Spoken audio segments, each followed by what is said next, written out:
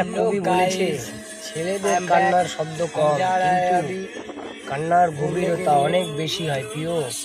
তুমি যদি বুঝতে, সবই তো মিটে যেত প্রিয়।